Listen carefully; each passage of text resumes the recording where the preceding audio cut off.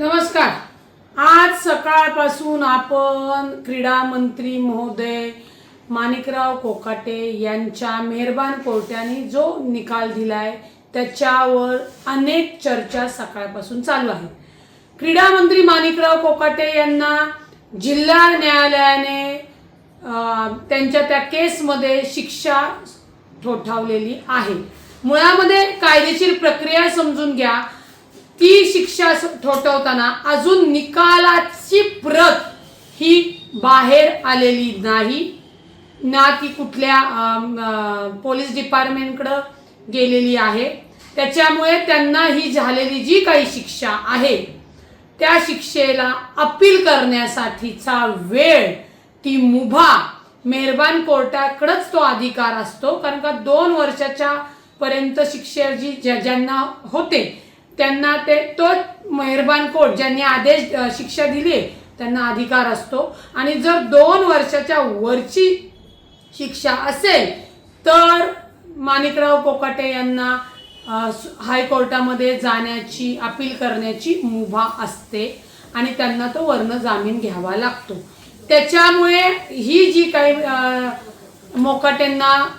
कोकाटेंना जी शिक्षा देण्यात आलेली आहे त्याची ही कायदेशीर प्रक्रिया अजून संपूर्णपणे पूर्ण व्हायची। निकाल दिल्यानंतर निकालाची प्रत येणं, त्याच्यावर या आदेशाच्या विरोधामध्ये हायकोर्टामध्ये जाणं। आता माझ्या माहितीनुसार तर 2 वर्षाच्या आतली शिक्षा असल्यामुळे त्याच मेहरबान कोर्टाने त्यांना अपील करण्यासाठीची मुभा दिली असणार आहे। तशी त्यांनी ती प्रोसेस केलेली असणार आहे। आता माणिकराव कोकाटे हे आजारी दवाखान्यात ऍडमिट आहेत का अजून काय आहेत या सगळ्या गोष्टी सूत्रांकडून सांगितल्या जात आहेत। परंतु खालच्या कोर्टाने त्यांना निर्णय दिला होता, नाशिक कोर्टाने। आता जिल्हा कोर्टाने त्यांना तोच निकाल कायम ठेवण्यात आलेला आहे आणि माणिकराव कोकाट्यांना अपील करण्यासाठी हायकोर्टामध्ये मुभा कायदेशीर प्रक्रियेनुसार द्यावीच लागते। आणि तो प्रत्येक शिक्षा झालेला जो कोणी व्यक्ती आहे तो व्यक्ती मेहरबान कोर्टाकडे ती संमती परवानगी मागतं।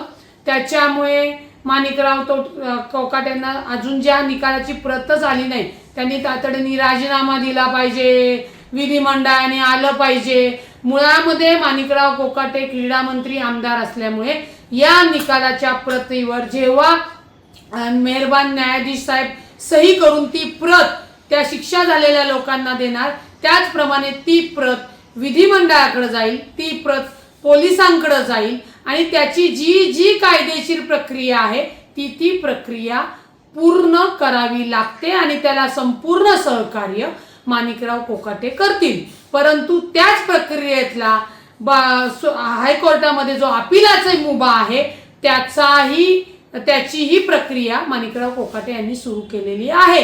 हे एवढं सविस्तर कायदेशीर सांगण्यासाठी याच्यासाठीच, कारण का कायदेशीर प्रक्रिया दोन्हीकडनं लोकांना समजणं, माध्यमांना समजणं गरजेचं आहे।